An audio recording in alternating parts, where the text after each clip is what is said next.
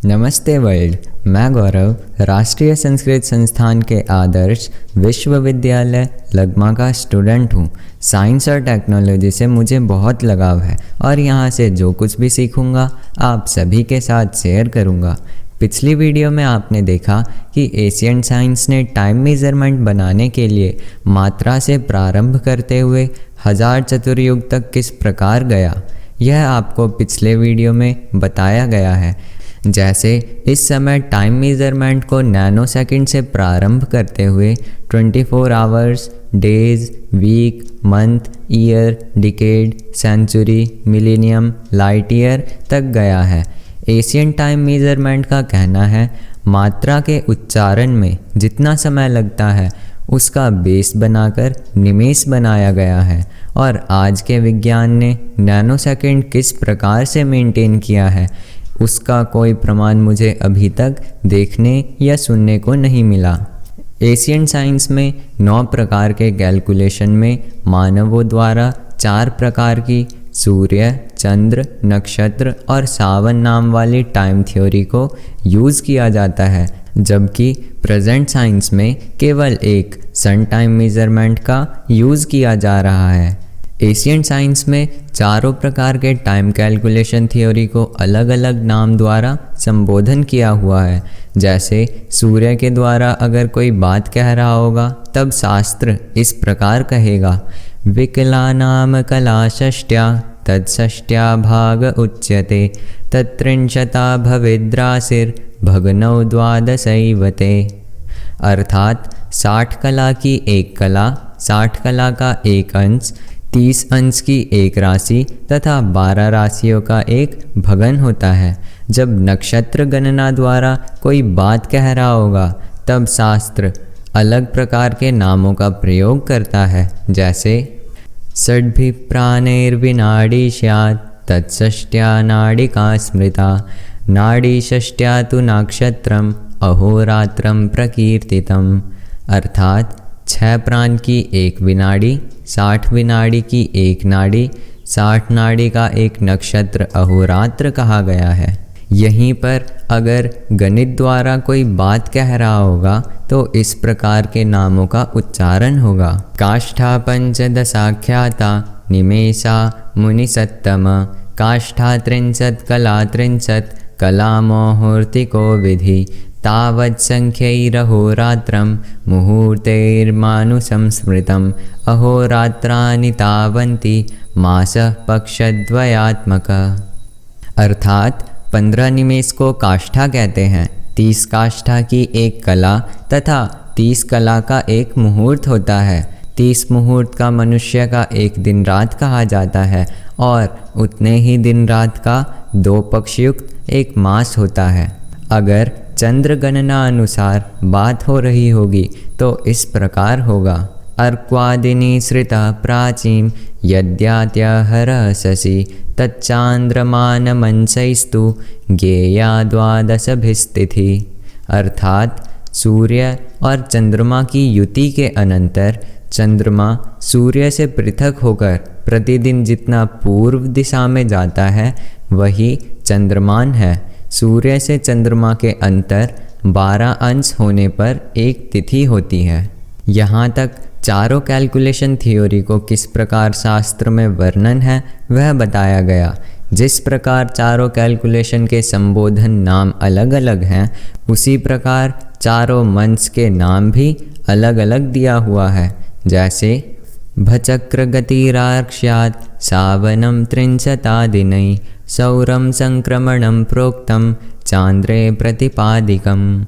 अर्थात नक्षत्रों की गति के अनुसार गिना जाए वह आक्ष मास कहा है और पूरे 30 दिन का होए वह सावन मास कहा है। सूर्य संक्रांति के क्रम से हो वह सौर मास है। प्रतिपदा आदि क्रम से चांद्र संज्ञक मास होता है। यहाँ उल्लेख श्लोकों के द्वारा चारों टाइम कैलकुलेशन थ्योरी को स्पष्ट करता हुआ कह दिया है कि नक्षत्र के महीने को आक्ष, सूर्य के महीने को संक्रांति, गणित के महीने को सावन और चंद्र के महीने को चंद्र मास द्वारा संबोधन किया जाता है। जिस प्रकार इन चारों टाइम थ्योरी के मंथ्स नेम डिफरेंट है, उसी प्रकार इनके दिन रात्रि के नाम भी डिफरेंट है। जैसे गणित दिन का नाम दिनांक है, जिसे अंक में लिखते हैं 1, 2, 3, 4 आदि। सूर्य दिन का नाम वार है, जिसे रविवार, सोमवार आदि कहते हैं। चंद्र दिन का नाम तिथि है, जिसे प्रतिपदा, द्वितीया आदि कहते हैं।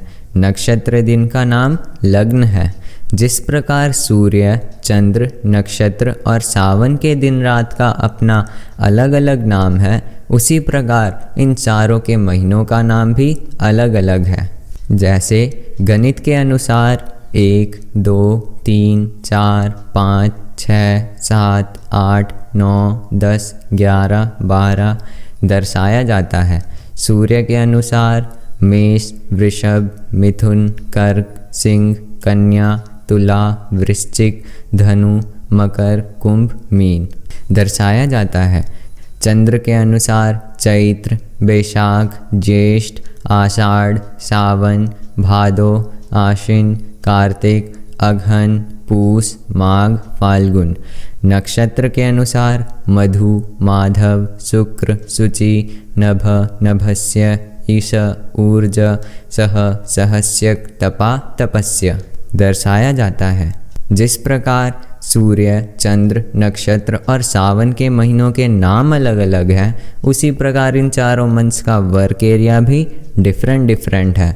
जैसे विधेर विधानम स्त्रीगर्भ सावने नैव गृह्यते, अर्थात किसी कार्य का विधान और स्त्री का गर्भ सावन मान से गिना जाता है। सावन अर्थात गणित मान से किसी कार्य को कब प्रारंभ और कब समाप्त किया जाए, इसके लिए गणित मान का प्रयोग किया जाता है। स्त्री का गर्भ गणित मान से ही गिना जाता है।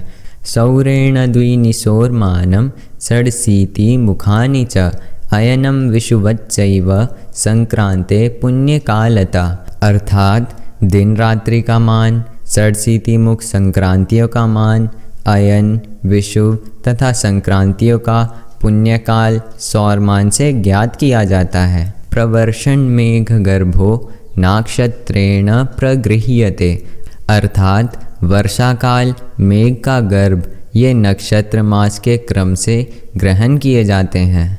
नक्षत्र मान से वर्षा, मेघ, आकाश में होने वाली गतिविधियों की जानकारी के लिए नक्षत्र मान का प्रयोग किया जाता है। स्त्रियों के गर्भ पे विचार भी नक्षत्र मान द्वारा ही किया जाता है। यात्रोद्धाह व्रतक्षौर तिथि वर्षादि निर्णय पर्व वास्तुपवासादि कृत्स्नम चांद्रेण गृह्यते, अर्थात यात्रा, विवाह, व्रत, क्षौर, तिथि, वर्ष आदि का निर्णय, पर्वनि, वास्तुकर्म, व्रत, नियम यह चांद्रमास से ग्रहण किए जाते हैं। चंद्रमान से विवाह, व्रत, मुंडन, उपनयन, यात्रा, वास्तुकर्म आदि मांगलिक कार्य के लिए चंद्रमान का प्रयोग किया जाता है। जिस प्रकार सूर्य, चंद्र, नक्षत्र और सावन का अलग अलग नाम एवं कार्य है, उसी प्रकार इन चारों का महीना और वर्ष संख्या भी अलग अलग है।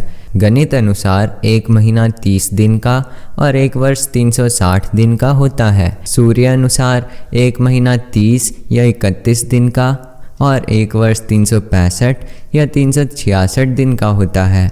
चंद्र अनुसार एक महीना 29 या 30 दिन का और एक वर्ष 354 या 355 दिन का होता है।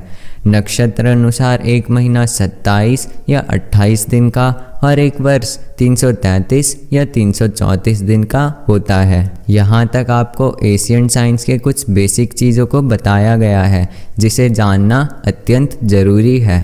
इसके आगे की जानकारी नेक्स्ट वीडियो में जानेंगे। तब तक के लिए बाय बाय। अगर आपको एशियन साइंस में इंटरेस्ट है तो इस चैनल को सब्सक्राइब करें, जिससे आपको नेक्स्ट वीडियो के बारे में इंफॉर्मेशन क्विकली मिल जाए। अगर आपने एशियन साइंस के पास्ट एपिसोड्स नहीं देखे हैं तो लिंक डिस्क्रिप्शन में है।